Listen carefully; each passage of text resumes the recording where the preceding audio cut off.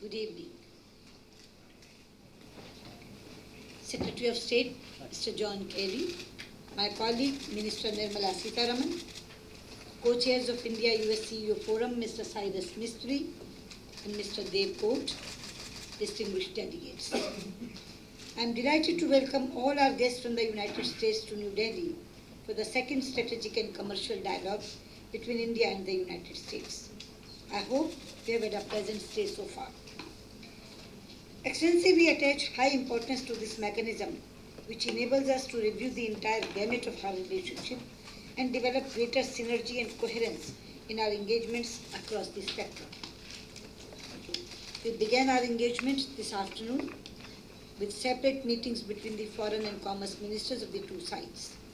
I had good discussion with Secretary Kerry covering key bilateral and regional issues. We have now converted for the plenary, which will be followed by parallel meetings of the strategic and commercial tracks. Our meeting takes place in the backdrop of significantly increased intensity of bilateral engagement. Since our last meeting, our Prime Minister has visited the United States 3 times and met with President Obama several times. June summit has charted an ambitious agenda for bilateral relations, whose implementation is our joint task. There has been frequent political level interaction throughout the year. Even as we speak, our Ministers of Defense is on his second visit to the United States in less than a year, making this year the second in a row that both defense ministers have exchanged visits in a calendar year. This is unprecedented. The Economic and Financial Partnership Initiative at the level of finance ministers met earlier this year. Our Home Minister is planning to visit US shortly for the Homeland Security Dialogue. Some of the new dialogue mechanisms that we announced at our last meeting have already met. These include high-level consultations, policy planning dialogue, and the Track 1.5 cyber dialogue. Others, like the bilateral oceans dialogue, are also in the planning. In accordance with the roadmap for the joint strategic vision, we have launched a maritime security dialogue.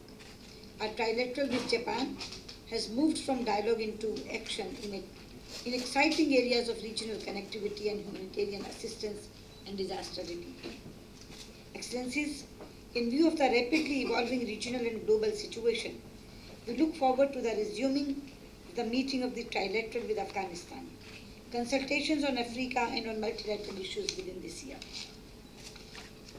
Recently, we successfully launched the first UN peacekeeping course for African partners in New Delhi. This is an apt symbol of our partnership for peace, security, and development in the wider world. Our two countries share the same democratic ethos of freedom, equality, pluralism, and rule of law. India's enhanced global role is in our mutual interest. It is in this context that we look forward to continue working closely with the US to secure our membership of the Nuclear Suppliers Group and permanent membership of the UN Security Council.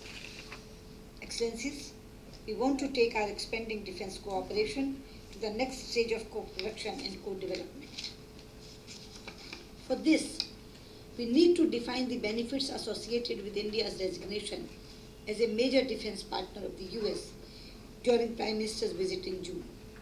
This would spur defense industry collaboration between India and the US and help India play the desired role as a net provider of security in the region. We have taken some steps to strengthen our cooperation in the area of counter-terrorism, as envisaged in the joint declaration issued during the last meeting of this mechanism. There is scope to do a lot more. This would be an important element of our deliberations today. It is heartening to note that we have been able to conclude a framework for the India-US cyber relationship, the first of its kind, both for India and the US, with any other country. Our leaders had worked closely together to ensure successful conclusion of the Paris Agreement. India's commitment for implementation of the agreement is firm, and we are taking steps domestically to compress the timeline for its ratification by us. We hope that the next US administration will continue to support the Paris Agreement with the same seriousness and purpose as we have done, and that the goal of mobilizing $100 billion per year from developed countries will be met with firm support from the US government.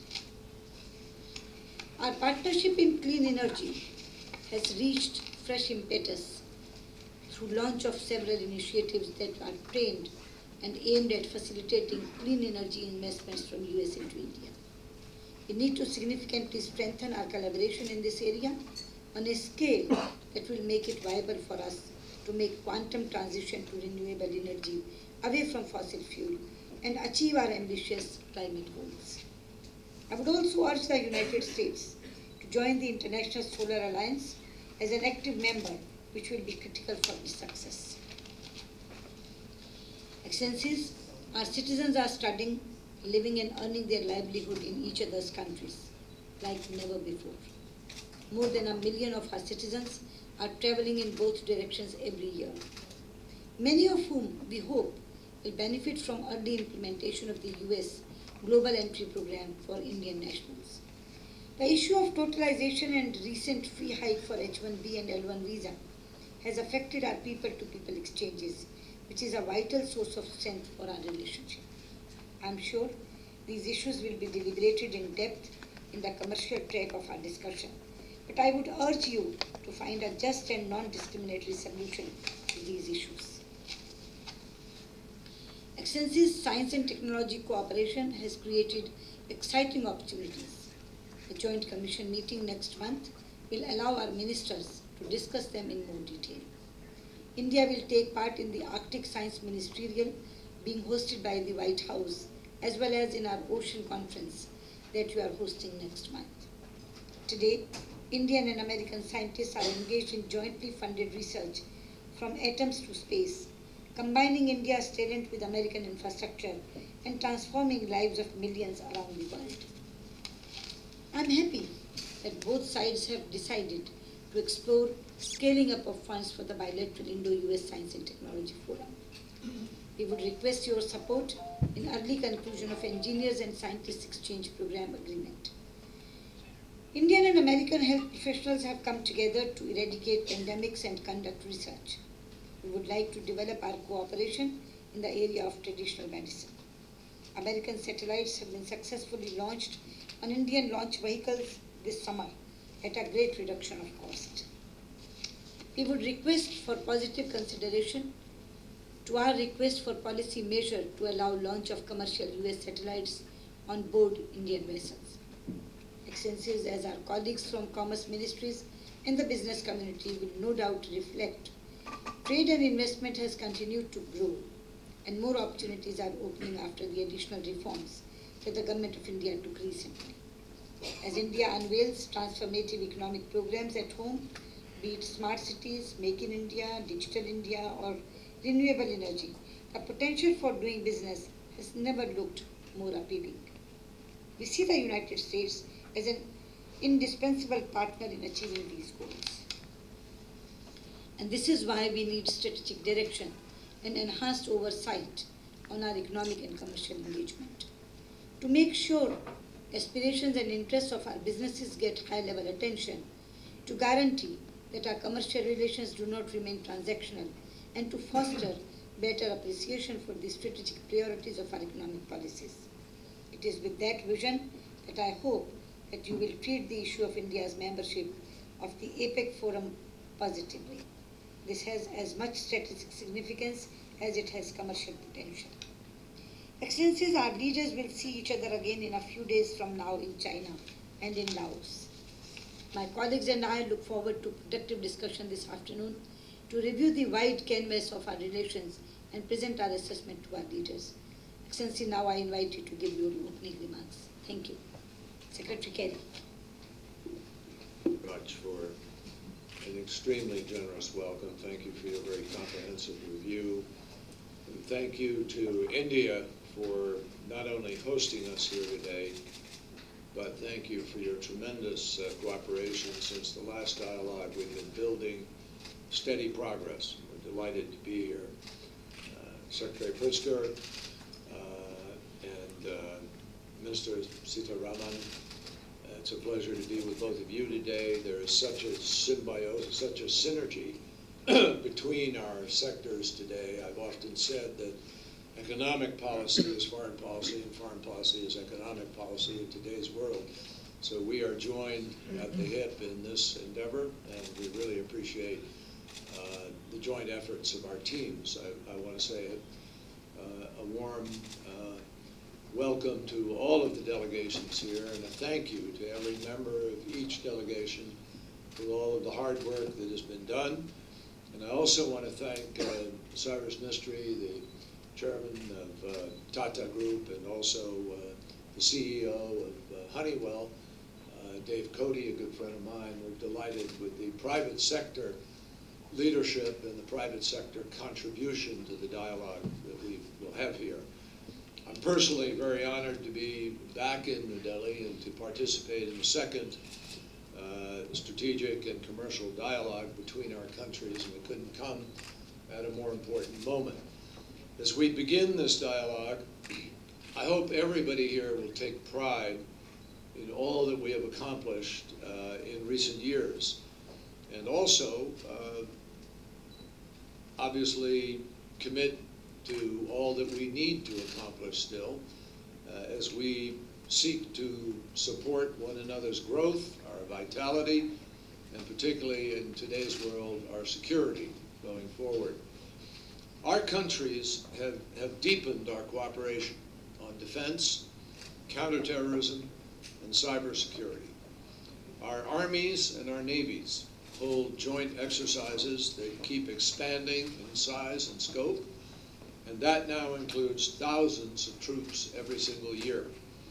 And we look forward to finalizing a cyber framework that will help us all to be able to recognize and to protect against new and evolving threats to global security. I think everybody here would agree that the pace at which technology is moving, while it presents us with enormous gains and great positive changes in the quality of life, the length of life, cures to diseases, all forms of productivity and business and other things, it also presents us with challenges in terms of security, and particularly in terms of cyber.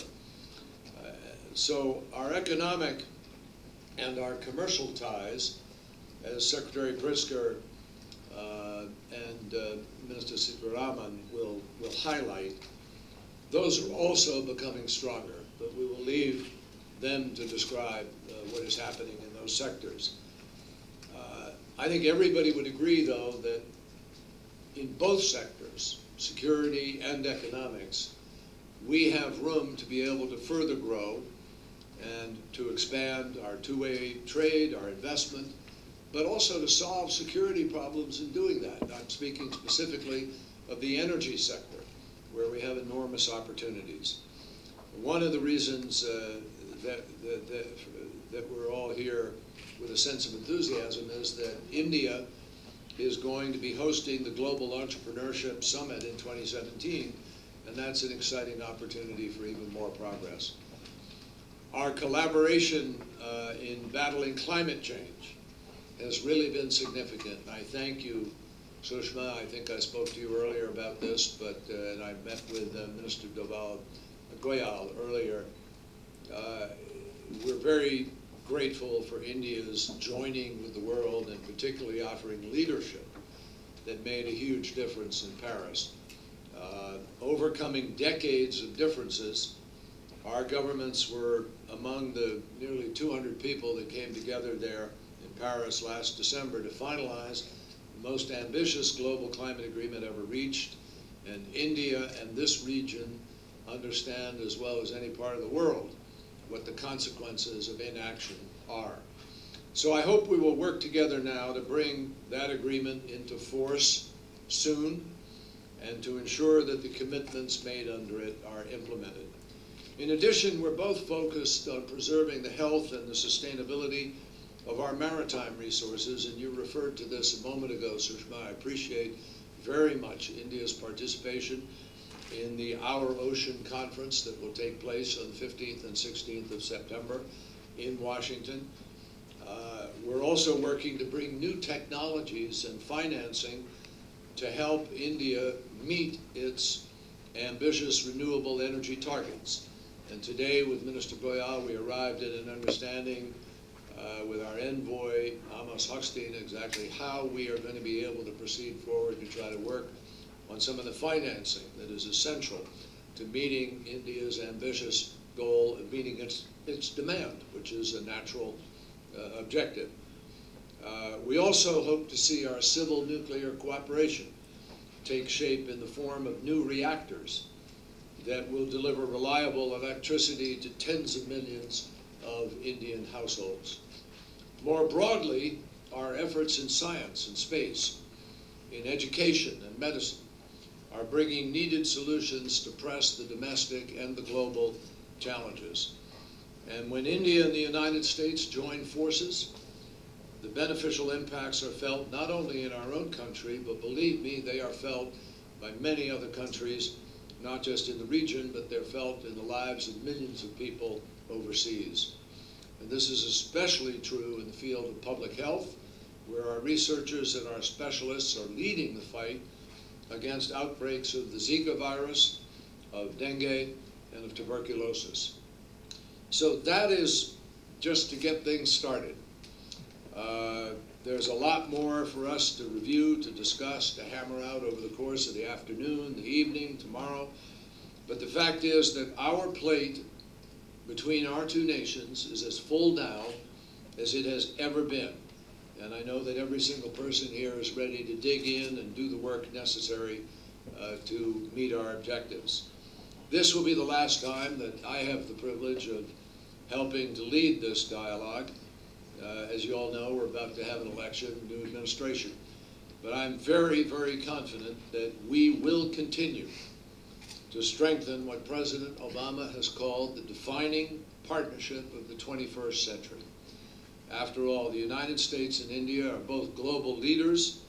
We are the two strongest and largest democracies in the world. We have enormous connection between our values, and we live in an era when strong and principled and visionary leadership is absolutely essential. It makes all the difference, and we are proud that India is a partner with us in offering that leadership. Thank you, Sushma. Thank you, Secretary Kerry. May I now invite my colleague, Minister of State, Commerce and Industry, Srimati Nirmala Sitharaman, to give her opening. John Kerry, my senior colleague, Minister of External Affairs, Sushma ji, Secretary of Commerce, Penny Pritzker, the two co-chairs of the CEO Forum, Dave Kote and Cyrus Mistry, Secretary of Government of India, Department of Commerce, Ms. Devatya, and ladies and gentlemen. It gives me great pleasure, indeed, yet again, to welcome this delegation which has come for the strategic and commercial second dialogue that we are holding in New Delhi. In an otherwise sluggish scenario for the global trade, the trade between India and the United States has gathered strength, and the bilateral trade of more than $105 billion is a testimony to this fact. We all know that this figure is much below the potential, as the trade complementarity between the two large democracies is very high. It has been the endeavor of both countries to use the institutional dialogues, like the Trade Policy Forum and the Strategic and Commercial Dialogue, to address the issue being faced by trade and to look at broader economic policy initiatives that we need to have. And I must mention that such engagements have been highly productive from the point of view of both the countries. These mechanisms have provided appropriate platforms for sustained interaction between public and private sector to work together to identify newer areas of cooperation and to work around challenges and impediments to smoothen the flow of relationship. Our leaders have agreed to a very ambitious target of taking the bilateral trade to about 500 billion US dollars, and this would require both the sides to work in cooperation and resolve impediments to trade. I would like to assure you that we remain strongly committed to make India a better place to do business and to progressively liberalize our economy to facilitate greater investment. As a part of our autonomous liberalization exercise, we have made a number of changes in our FDI policy to bring more activities under the automatic route and easing conditionality for foreign investment. New sectors like defense and railways have been open to foreign investment. Reforms undertaken in the recent months have shown positive results, and FDI inflows into India have increased at a time when globally there is a decline in the investment inflows.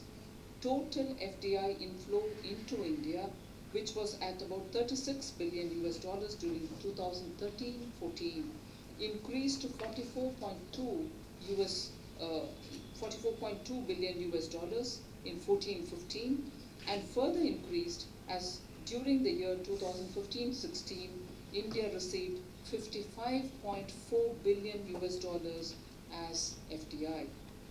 FDI from USA has also shown a positive growth trend from 804 million US dollars in 2013-14 to 4,190 million US dollars in 2015-16. 4,190 million US dollars in 2015-16. Our persistent efforts, of course, have borne fruit in bringing a simplified tax regime, which has shown its way for clearing the GST bill in a with bipartisan support, and this augurs very well for the Indian economy.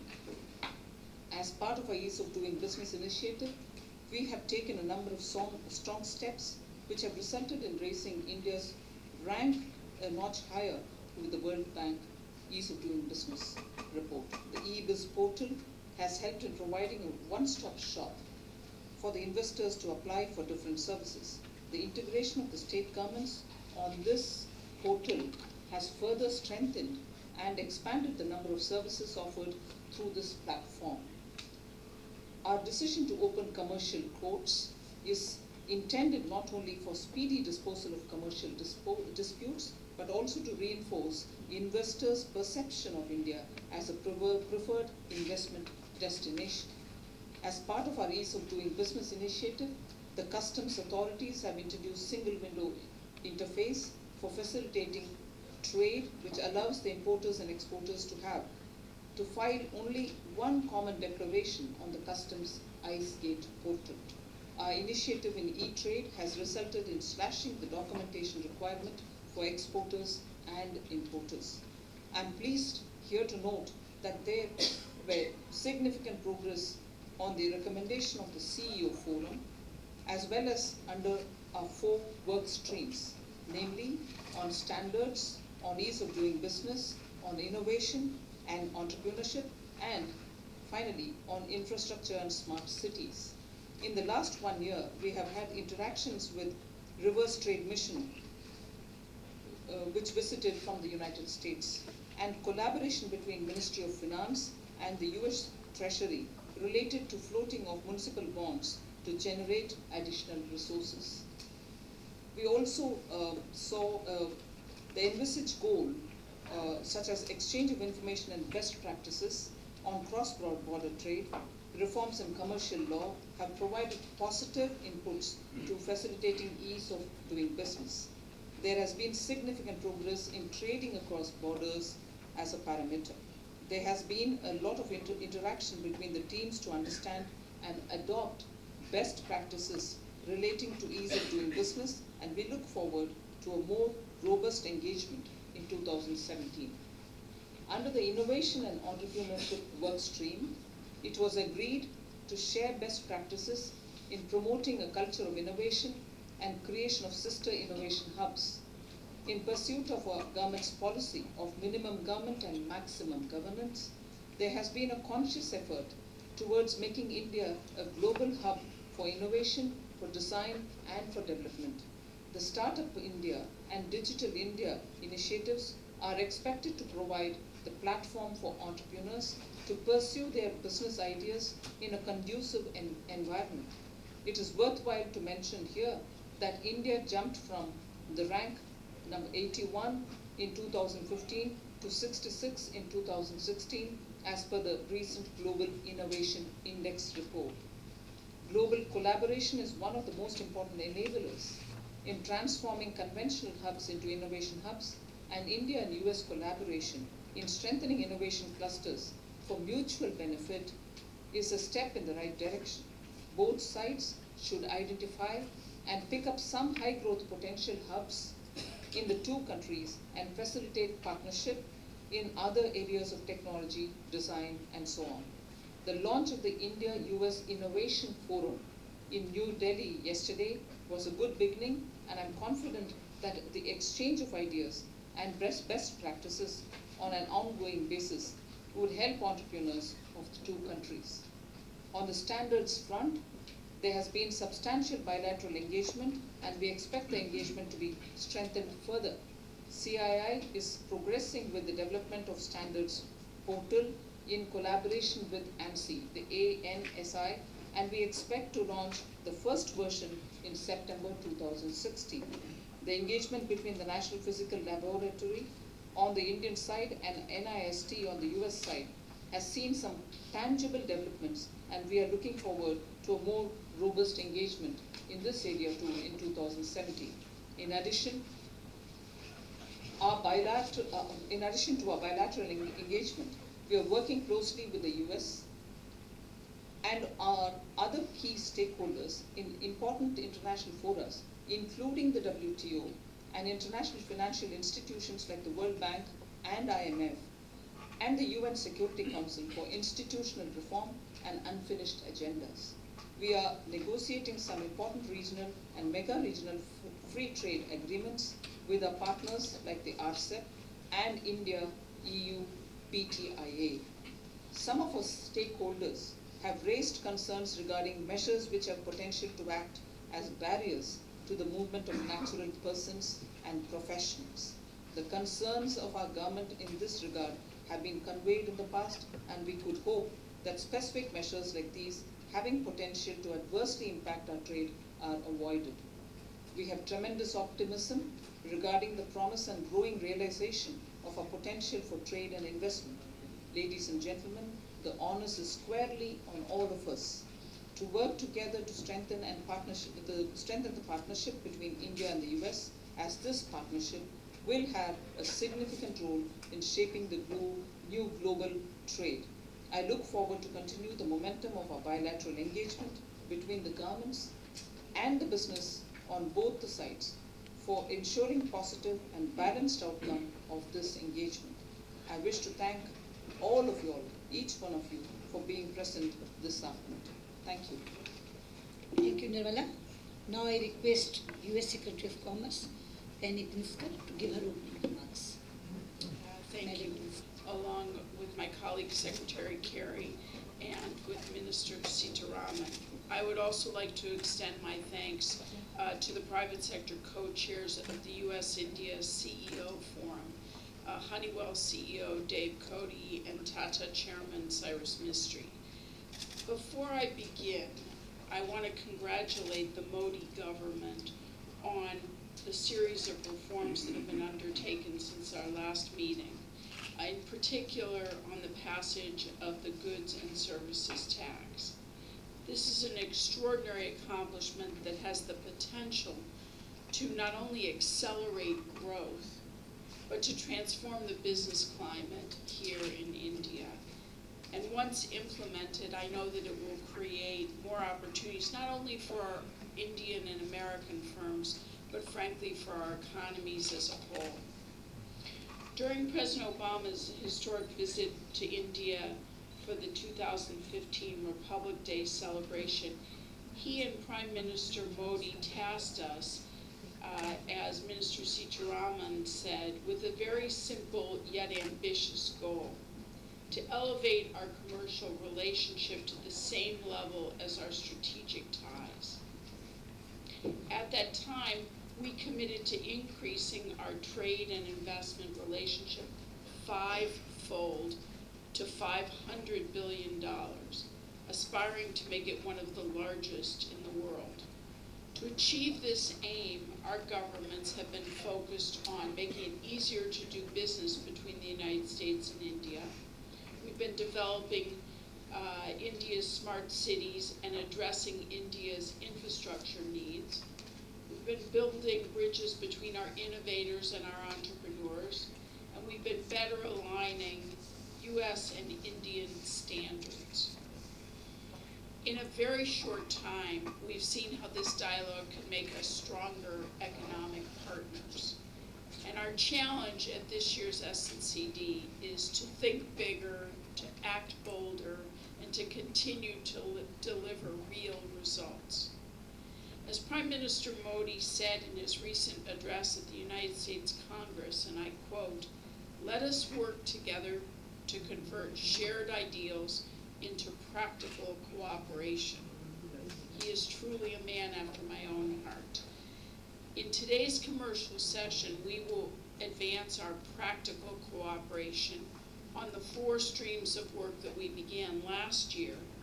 And in addition, we will undertake a new effort, the joint promotion of travel and tourism. Bringing more Indians and more Americans together is good for our economies, good for our people, and great for our relationship. In that spirit of partnership, this year we will also be focusing on connecting Indian and US companies looking for investment opportunities with local leaders and economic development officers in the cities and states of both of our countries. And as a former business leader, I know that when a company is considering where to invest, they look at more than just the business climate of a country at large. They consider the skills of the local workforce, access to the needed supply chain, the quality of the regional infrastructure, proximity to the researchers at regional world-class universities, and so much more. And no one understands an area's strengths better than its local leaders. And we believe that forging new partnerships at the state and regional level will yield great benefits for both Indian and American companies and our Indian and American communities, and will certainly grow our bilateral trade. In today's increasingly interconnected world, these ties between government and business have never been more important. I think Secretary Kerry said it so well. All of us here today share a common goal. We want to see the United States and India generate sustainable prosperity and implement policies that create jobs and economic growth for our citizens. But our governments cannot do this alone. Partnership with the private sector leaders, the people who actually build companies, who actually make investments, who actually create jobs, is essential to good policy making. And both American and Indian business leaders have incredible insights into our economies and are helping us to prioritize our policy changes. And I firmly believe that their voices are a key reason for our progress through the strategic and commercial dialogue over the past year. When we linked this dialogue with the US-India CEO Forum, we asked our CEOs to be more than just leaders of their respective companies.